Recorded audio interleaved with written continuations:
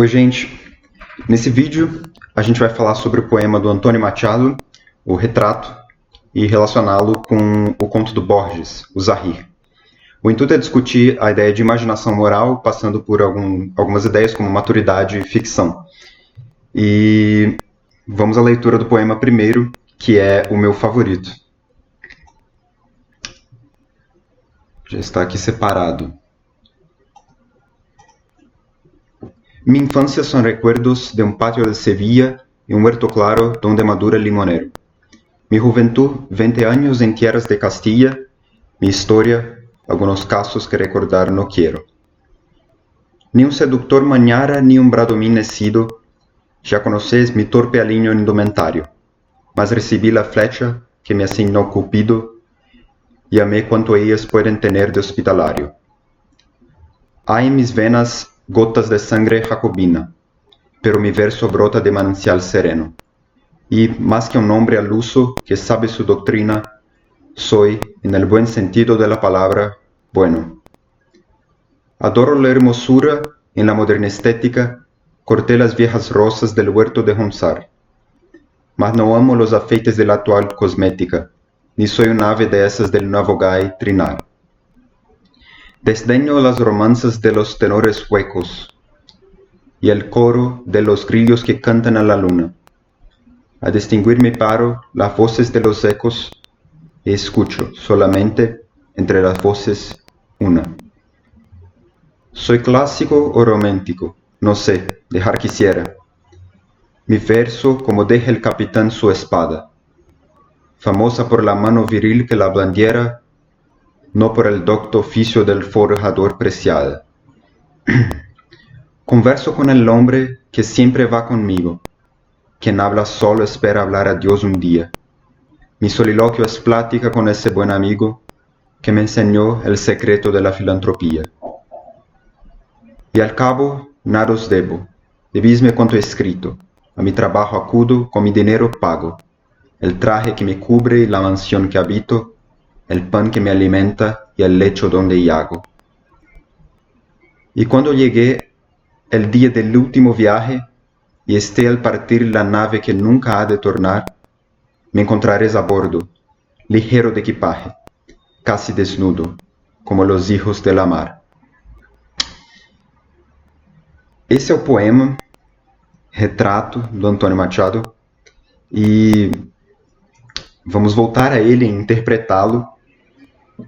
E depois recomendo que voltem a ler já com um pouco mais de desenvoltura, com as ideias correndo do começo ao fim, para poderem ter a imagem que ele traz tão bonita de uma vez só.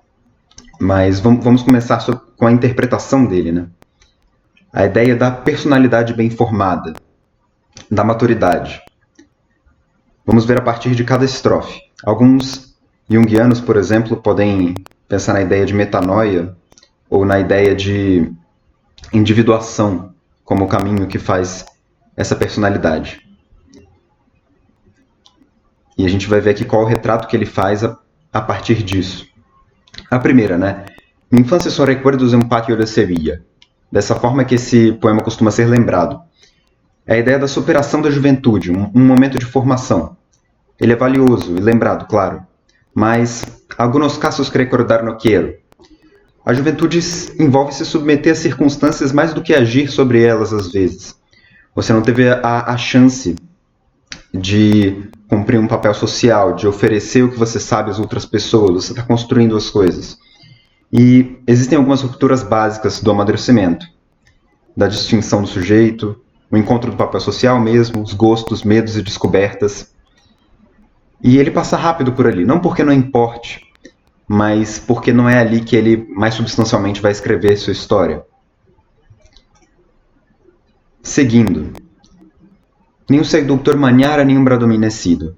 Não foi nenhum Dom Juan, mas ele teve a chance de amar, de se entregar, de receber amor também. Mesmo com seu jeito desarrumado, com seu torpe alinho indumentário, como ele diz aqui, ele foi acertado pelo Cupido. E isso é experiência. E a experiência e o amor que se experimenta, ele oferece esperança. Continuando, Há em mis venas gotas de sangre jacobina, pero mi verso brota de manancial sereno. Apesar da força colérica do Antônio Machado, seu temperamento quente e sangue espanhol, né? Ele era um amante da sua nação, de um lado, aí gotas de sangre jacobina, mas reconhece que sua poesia vem de alguma coisa maior, superior, inefável, mais estável e serena, inclusive.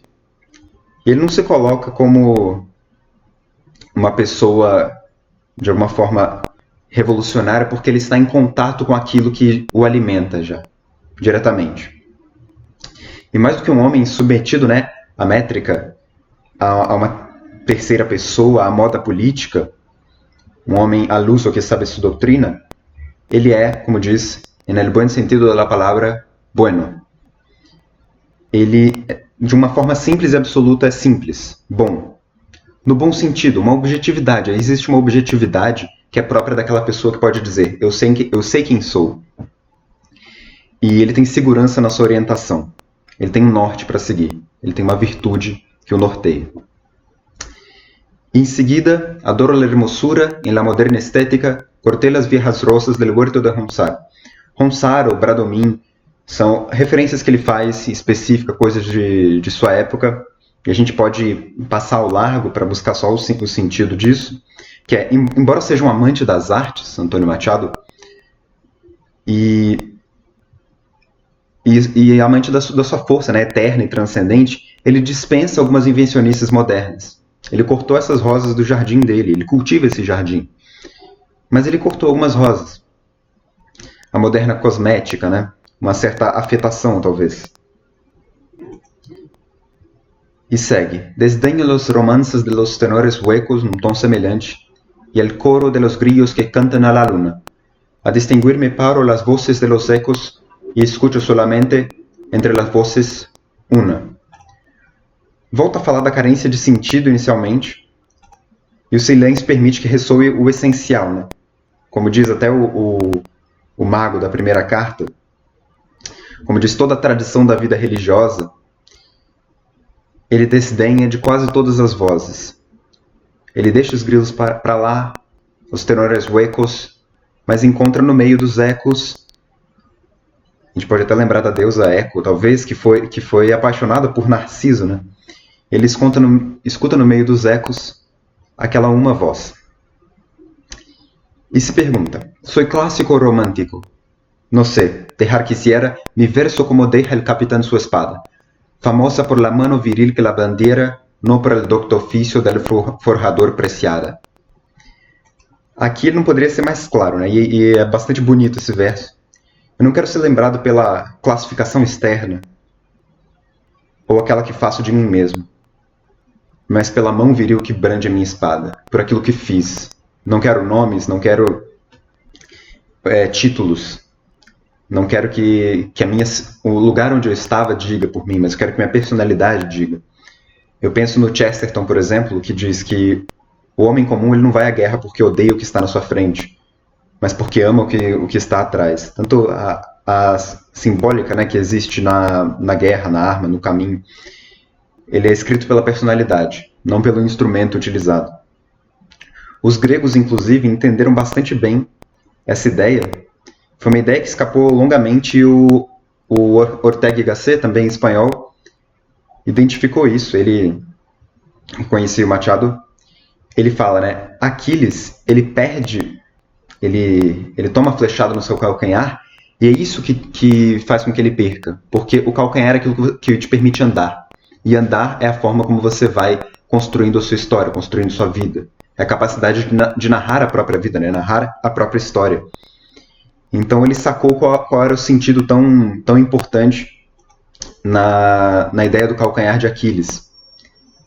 E o herói grego resume o que está até em outro poema do Antônio Machado, que é El camino se hace al caminar.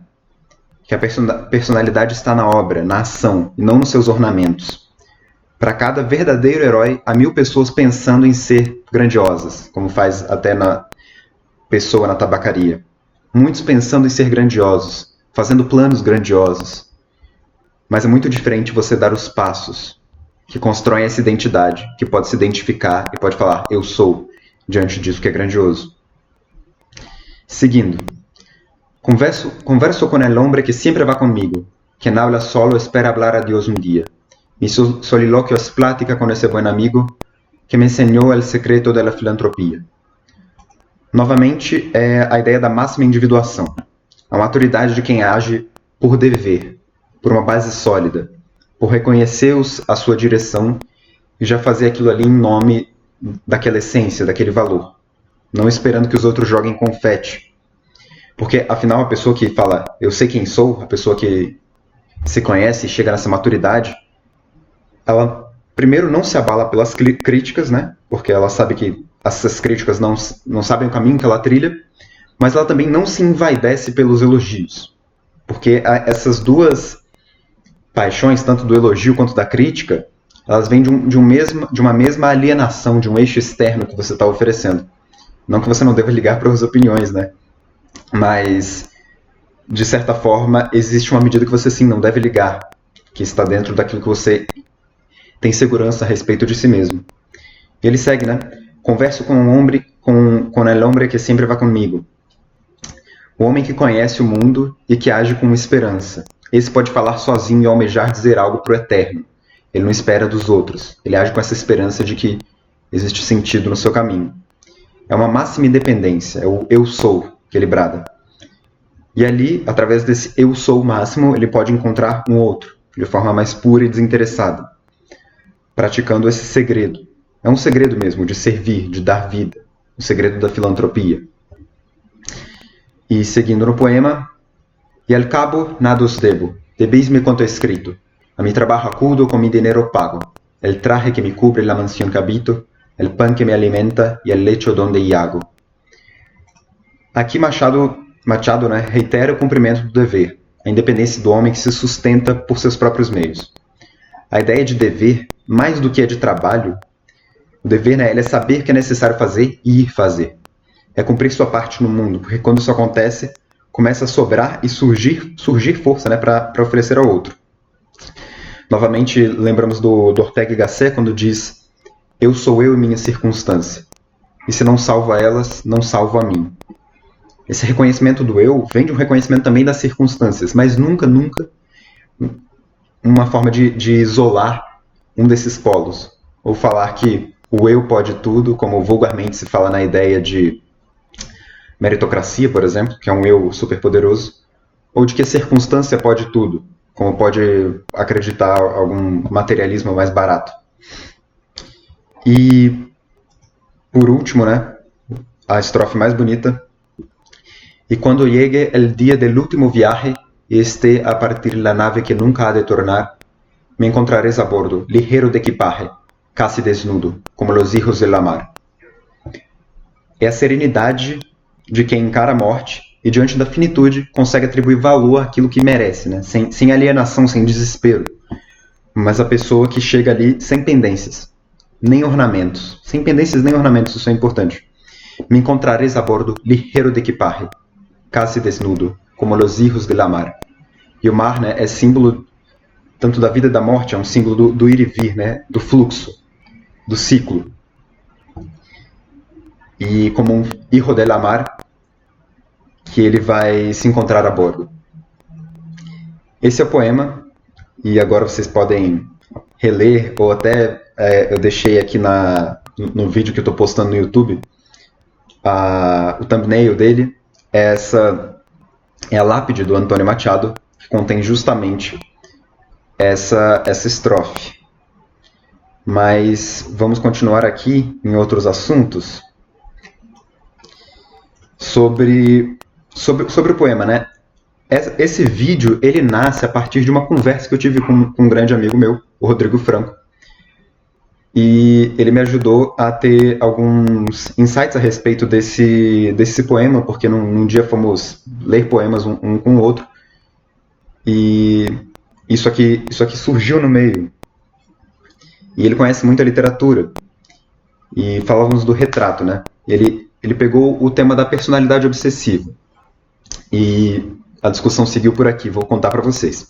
Que a maior perda da liberdade é a obsessão. O não esquecer.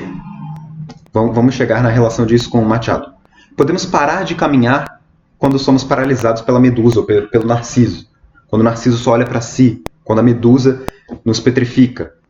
Quando o calcanhar de Aquiles, aquele que falei agora há pouco, quando esse calcanhar é atingido e perdemos a possibilidade de caminhar. Quando diante da imensidão do mundo, a gente é pego por alguma coisa, por uma obsessão,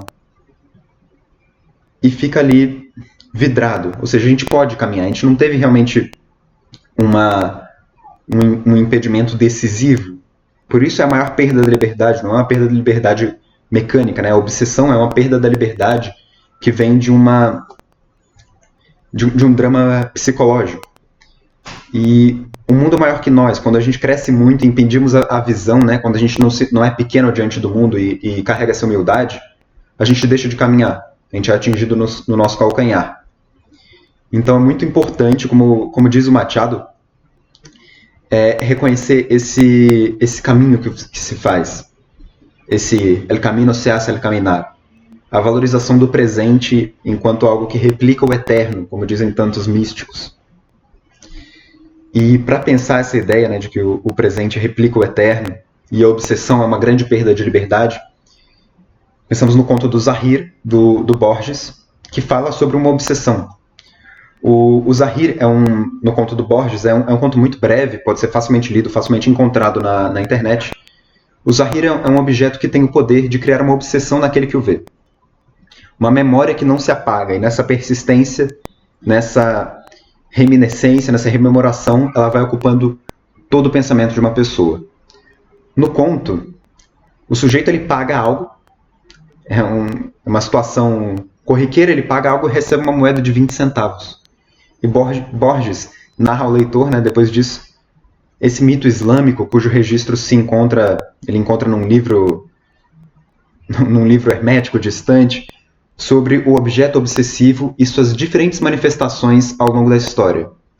Como esse objeto, Zahir, já tomou o pensamento de algumas pessoas de forma progressiva e irreversível. O que acontece também ao narrador, né, que é a pessoa que recebe essa moeda. Segundo registra a tradição, o Zahir, que em árabe significa notório, visível, é um dos 99 nomes de Deus no Islã. E o Todo-Poderoso, em sua misericórdia, muito misericordioso de fato, ele nunca permite que mais de um objeto seja Zahir ao mesmo tempo, visto que apenas um Zahir pode seduzir multidões. Então, em um momento era um livro, em outro momento era o olhar de uma pessoa, naquele momento era essa moeda. E muitas pessoas, nas diferentes manifestações do Zahir, foram pegas por essa obsessão ao longo da história. E ele comenta sobre o tempo e memória, né, no seu conto. Diz o Borges, né, o tempo, aquele que atenua as lembranças, aquele que dissipa o peso do que acontece, ele só agrava a lembrança do Zahir. Ele diz também, né, que, segundo os idealistas, os verbos viver e sonhar são sinônimos. E diante do Zahir, a gente não sabe, né, na medida que ele vai ocupando mais a nossa cabeça, a gente não sabe em que medida a gente está vivendo ou sonhando. Ele diz num trecho, alguns vão pensar que estou louco, e eu vou pensar no Zahir. Quando todos os homens da Terra pensarem dia e noite no Zahir, o que será sonho? A realidade, a Terra ou o Zahir? Então, essa ideia de que se constrói uma ficção através da obsessão. E essa obsessão impede a liberdade. Existe um trecho do Vila Matas, né? Uma Casa para Sempre, também foi uma referência que o Rodrigo me passou. Ele diz o seguinte, né? Meu pai, em outros tempos, acreditou em tantas coisas para acabar desconfiado de todas elas. E me deixou apenas uma única e definitiva fé. A de crer numa ficção que se sabe uma ficção. Sabe que não existe nada mais. E que essa curiosa verdade consiste em ser consciente que se trata de uma ficção. E mesmo assim, sabendo disso, crer nela. A ideia de ter uma ficção própria. A obsessão, né? Ela é uma memória do Zahir, uma memória. E a memória é, por natureza, uma certa ficção. Uma ficção privada, em particular. Porque é uma forma simbólica de se relacionar com o mundo. E a gente se relaciona com o mundo de forma simbólica, mesmo que alguns positivistas não gostem da ideia. E a memória, ela contribui muito, né? Falam às vezes sobre viés de disponibilidade, de imaginação moral, como eu usei no começo. mas a memória é um aspecto que contribui para isso. E mesmo que a gente conte das nossas memórias para alguém, ela tem uma força subjetiva muito mais forte para aquele que guarda a memória, para aquele que viveu aquilo, que burilou, que marcou aquela ideia. Penso que talvez a melhor forma de quebrar uma obsessão, por exemplo, de impedir um calcanhar ferido, seja de ficcionalizar a memória num certo aspecto, de desenvolver um olhar terno para a realidade, do símbolo. Como diz Adélia Prado, né? Às vezes Deus me tira a poesia, olho para a pedra e só vejo pedra mesmo. Não vejo mais nada do que isso. Não vejo o símbolo, né? A força, a persistência, a secura, a estabilidade da pedra e tanta coisa que se pode ver. Mas vejo só pedra. Talvez a gente não precise esquecer de fato, mas provocar uma mudança na memória. Deixá-la no passado em parte e criar um novo mundo. Criar um mundo a partir dos nossos passos. E talvez a melhor forma de fazer isso seja através da ficção. Mas essa ficção ela pode ser um exercício de mentir para si mesmo. É uma crítica que vem facilmente, né, na ideia de criar ficção. Ela pode ser uma obsessão. E fica a pergunta, como é que a gente pode discernir a ficção no seu sentido potente e vivo daquela ficção obsessiva que aprisiona, como um zahir, como uma ideologia? Uma hipótese, né, que a gente pode levantar é que a ficção é como se fosse uma versão virtuosa de uma neurose, por exemplo. Tem o Juan Alfredo Miller, que foi um psicólogo. Ele dizia que uma neurose é uma mentira que a gente conta para nós mesmos e depois esquece que é mentira. Porque a gente mente para nós mesmos o tempo todo. Isso é uma coisa que acontece. Mas, em geral, pelo menos a gente está ali manejando aquele mecanismo. Mas uma hora, às vezes, a gente esquece que mentiu para si mesmo e aquilo fica nos atormentando ali, cheio de resistência. E diz ele que daí surge uma neurose. Mas se essa mentira é usada para reprimir uma ideia terrível, ou usada na educação da vontade para uma vida espiritual, usada para educação simbólica, que uma Adélia Prado pode nos ajudar, talvez a gente tenha em ambos os casos uma ficção. Uma de qualidades diferentes, mas uma ficção. Inclusive, Machado, na primeira estrofe, né, diz: "Mi historia, algunos casos que recordar no quiero." Ele fala claramente, né, que existem alguns aspectos que ele deixa no passado, que ele não torna obsessivos, que ele escreve a história dele a partir dali. Ou numa outra estrofe, "Mi soliloquio es plática con ese buen amigo." E o solilóquio, ele não preza somente pela verdade no sentido positivo, né? A neurose moderna é justamente uma perda da beleza e da bondade em nome de uma verdade apreensível, de uma verdade quadrada, mensurável, ao custo da beleza, da bondade, por exemplo. A ficção é a poética e a beleza desse mundo. E a ação moral pode ser a poética da bondade, por exemplo. Então existe um aspecto moral nessa beleza. E se Aquiles perdeu a liberdade de contar sua própria história com um golpe no calcanhar, o Zahir, me parece, ele é uma extrapolação da maldição do calcanhar de Aquiles. O Zahir não permite ninguém continuar a escrever sua própria história. Não que ela deixe de ter uma história, mas ela se torna obsessiva, se torna limitada. E ilustra perfeitamente, na minha opinião, a ideia da questão da individuação, porque oferece o mundo, né? Qualquer visão, o totem, a imagem superior, a maldição, existe ali uma espécie de Zahir, que pode ser, que no caso extremo é algo obsessivo. E uma outra coisa essencial que se mostra no poema do Machado é uma crença radical na pessoa, na qualidade livre da alma, onde reside a maior força ficcional, onde a gente cria, né? De onde surge uma filosofia da consciência, por exemplo. Quando o sujeito já não responde ao mundo no sentido, digamos, mais baixo dos idealistas, ao mundo no sentido platônico, ou mesmo cristão, né? Mas ao solilóquio, aquela voz única que ele distingue, ele se torna um com a natureza. Ele chega num estado que é aquele procurado por tantos místicos, por tantos ascetas. E não é a matéria o mecanismo que inibe a liberdade, o conjunto de causas e efeitos, a pessoa cuja personalidade se deduz do ambiente, a circunstância de Ortega y Gasset. É o eu e a circunstância. A gente vive, de certa forma, né, e aí está um outro aspecto dessa liberdade, a liberdade que proporciona a ficção. A gente vive em espaços vazios, e esses espaços vazios são os lugares onde a gente vai escrever a história. Tanto a folha em branco, o copo a ser preenchido, quanto aquele espaço que se oferece, né, de forma caridosa para uma outra pessoa, sabendo que você pode tomar o tapa na outra face, que a pessoa pode não retribuir e não reconhecer aquilo que você oferece, mas você cria um espaço vazio, você cria um lugar onde uma coisa se oferece e ela pode ser recebida ou não. Se não for recebida, você agiu com esperança, perdeu essa, enfim. Mas se for recebida, isso é uma graça. E a caridade é esse espaço vazio, é a outra face. E é nesse espaço que a gente toma iniciativa e pode agir com esperança. Criar o espaço vazio é permitir que alguém o ocupe, é viver em relação. É até a aparente contradição que se dá na interpretação religiosa na plaquinha INRI, né? De Jesus Nazareno, rei dos judeus. É rei, mas é nazareno. Essa ideia também é muito cara aos cristãos. Ela foi muito bem tratada pelo Jung, por exemplo, no Aion, quando ele tem um capítulo falando sobre o simbolismo do si mesmo, né? Esse máximo simbolismo do si mesmo, que ele personifica esse simbolismo do si mesmo em Jesus, que disse o eu sou da forma máxima, né?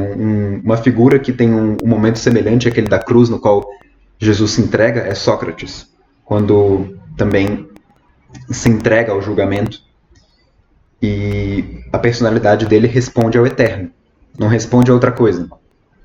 O sacrifício de Sócrates, a serenidade que ele tem diante do julgamento, naquele famoso quadro, né, que todos estão dramatizando a morte dele, e ele está ali diante da imortalidade da alma, tranquilo e sereno. E essa personalidade que responde ao eterno, se tiverem curiosidade de saber, ela está ali. Está ali no poema do Antônio Machado, está na história bíblica, ela está no julgamento de Sócrates. E a gente pode compreender isso através dessas referências todas.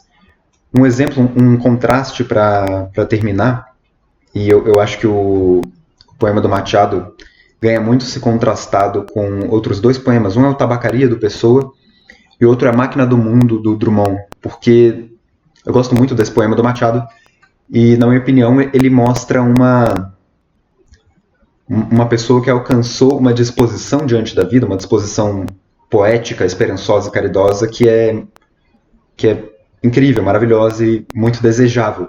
E muitos de nós, isso é natural, a gente às vezes passa por alguns momentos nos quais a gente olha para a grandeza do mundo e vê só desesperança. Existe um trecho do Máquina do Mundo, do Drummond, no qual ele mostra, em vez de chegar no dia del último viaje, ligero de equipaje, né, casi desnudo como los hijos de la mar, como diz Machado, ele chega de forma mais, digamos, cinza, triste. No Máquina do Mundo ele termina dizendo, né, baixei os olhos em curioso laço, desdenhando colher a coisa oferta que se abria gratuita a meu engenho. A treva mais estreita já pousara sobre a estrada de Minas, pedregosa, e a Máquina do Mundo, repelida, se foi miudamente recompondo, enquanto eu, avaliando o que perdera, seguia vagaroso, de mãos pensas. É uma desesperança que contrasta bruscamente com um poema do Machado. E o mundo está aí para a gente absorvê-lo de diferentes formas, para a gente criar a ficção de diferentes formas, para a gente encontrar um Zahir, para a gente encontrar um motivo, para encontrarmos como diz Machado novamente, aqui, dentre las voces, há uma voz que a gente encontra. E é isso, gente. Espero que vocês gostem do poema e do vídeo. Até mais.